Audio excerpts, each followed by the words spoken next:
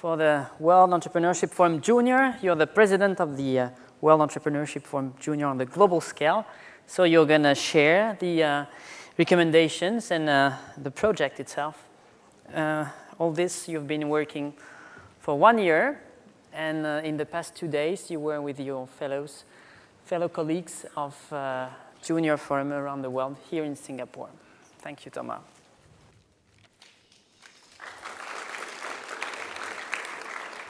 So, hello everybody. So I wanted today to have a word on stage because I wanted to share with you tonight, because I'm not sure that everybody is really aware of the junior movement. I'm sure that you all know the World Entrepreneurship Forum, but there is a junior side of it. And I wanted to share with you the importance of our movement, because we have been great mosquitoes this year. We have grown very, very fast along the past years, and I wanted to show you what we have done so far, so that you realize that the junior movement is also very important today in the World Entrepreneurship Forum organizations. So there have been 4 years of evolution. We have started in 2008 in Shanghai. So as every first step, it was, compared to now, a little bit small. But still, for a first edition, it was pretty great. We managed to gather 80 Western and Asian students, along with 15 entrepreneurs. And they managed to think about entrepreneurship and how to make it evolve for 4 days in Shanghai, and it went pretty well. 2 years later, we opened three new forums. That was in France, Singapore, China, and India. It was the first time that the junior movement went international. So to us, it was pretty big, and it went very well. And now, so this is 2011, and I am pretty proud to say that we are now 11 forums all around the world. So we are covering 4 continents, 9 countries, and we managed to get a little bit more than 10,000 students this year to come with us and study on entrepreneurship and on how to make it evolve to improve the world. The 10,000 attendees are very important, because that is what gives us impact on the recommendation that we want to give you, government and politics and experts, so as to be heard and to be listened to. So just to show you, this is where we are today. So this is Ecuador, Argentina, France, Kenya, Cameroon, Indonesia, Shanghai, two forums in India, and of course one in Singapore. And well, the last 3 months we opened one in Pakistan. And for the coming years, we already have proposals, very concrete proposals in Tunisia, Algeria, Switzerland, and maybe Malaysia.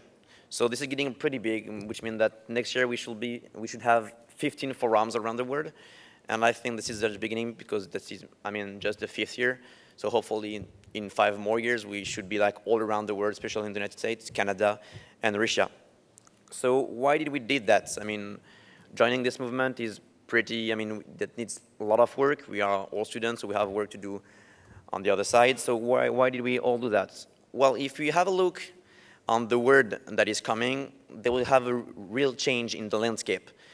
They will have climate problems, so we have sea levels that we will be soaring up. We will have drastic carbon reduction and a huge depletion of resources like oil and all of that. The world population will grow from 7 billion people to 9 billion people. And unfortunately, these people are not going to grow in the richest countries of the world. They're going to be in the emerging country. Well, what do we have to do? How do we? If you want to impact the world of tomorrow, you have different ways. You can go to politics and try to do politics, which is a pretty nice way. Or if you're a student and you're only 20 or 25 years old, you can try to do something and think differently than everybody thinks. So we are almost 200 people in the World Entrepreneurship Forum Junior organization, and we thought all that entrepreneurship in all its forms is one of the most sustainable ways to answer all of these challenges, by developing a community of entrepreneurs and by sharing our views on how to develop these entrepreneurships. So today I'm going to, we gathered yesterday with the 11 countries, with the 11 countries, sorry. Well, what kind of like the United Nations yesterday. We're like all talking with different accents, so we all share different cultures, different way of thinking the same problem. So we had one day to gather all of our views and try to give you a concrete white paper with common shared view. And that was very interesting, and I'm really proud today to give you a brief outlook of what we did, because of course there is a huge document, so I'm just going to go through some of the recommendations that we think are the most important. So there were 4 topics. The first one was creating, innovating, and developing the high growth companies. So here what it is all about is about creating and developing the companies that make jobs. When we talk about high growth, we talk about the companies that make more than 20% employee growth every year. So, well, if we want to improve the world of tomorrow, there will be 9 billion people in some years who we have to create jobs. So some of the concrete measures that we thought might be very useful, but even this year and over the coming years, are first to start by doing tax-free investment on startups. We think that a great thing would be that when people want to invest on startup, especially on a high-growth startup, because there's the companies that requires the more money, and they do not have enough. I mean, you can have a great idea on a high-growth company. If you do not have enough money to raise your company, we would just not make it.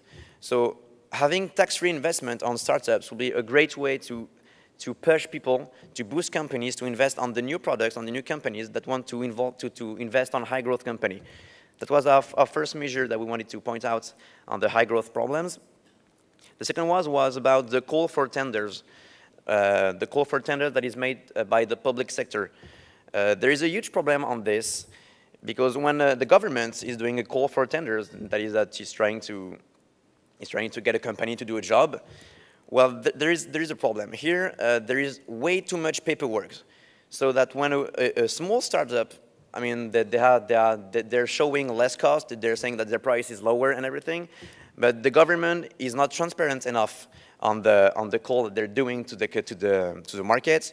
It's not simple enough, there's too much paperwork, and at the end, even if the startups are more competitive than the big companies like IBM, well, they do not have the job. IBM has it because they have lawyers and everything. So one great thing for government would be to work on this call for tenders every year and to try to make it simpler, so that the small startups in high growth sectors could compete with their big companies. So that was on high growth company. The second subject is about developing entrepreneurship at the base of the pyramid. So when we talk about the base of pyramid, we talk about people living with less than $250 a day, which is, well, the poor population of the world. On this subject, there is 2 ways of saying it. There was the old way to see that the only way to improve the poor societies, the poor countries, was through charity and through aid, which is, okay, let's try to develop this country by giving them money and everything. Well, this is important, of course, but we think that this is the old way of saying it. The new way of saying it is developing entrepreneurship. Why? Because that will give them the opportunity to develop their own future. So that is what it's all about the base of pyramid. So here we thought of one big measure.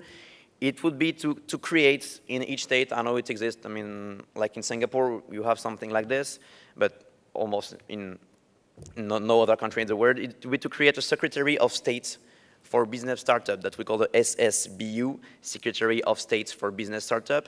This Secretary of State, some kind of minister, would have 3 main roles. The first one would be to gather information, because this is the most important gap between the poor and the richer population, that the richer population, they have the information, and the poor, they do not.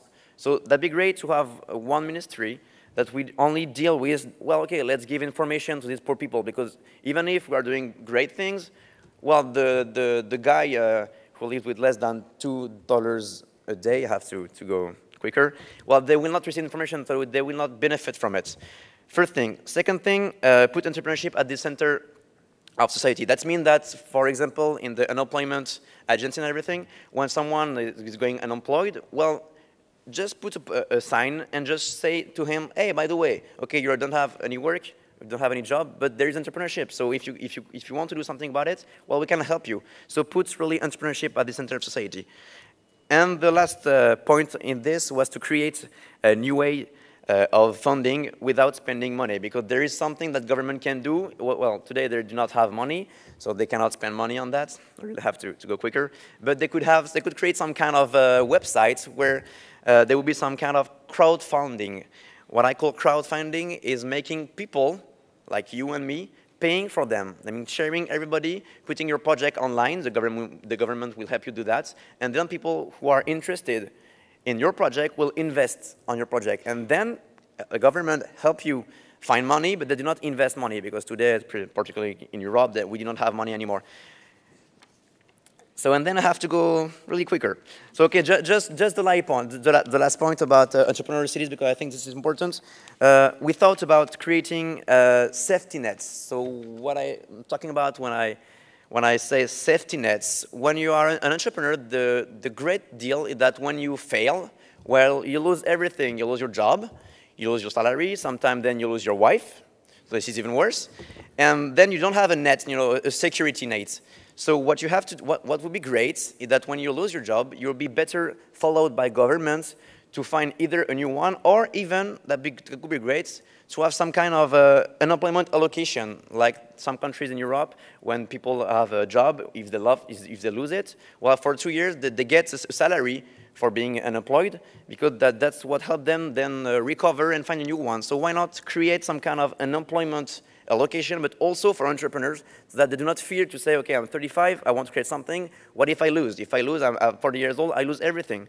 So then maybe help them with this way to continue after, even if they have failed. And then I'm gonna have to stop here. What I wanted to say that creating a junior forum is very easy. You do not have to do anything. So I'm talking about to all the countries present here.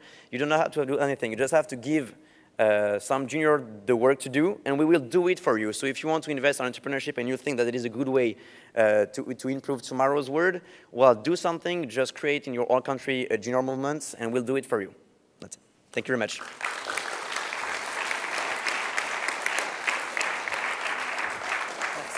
Yes.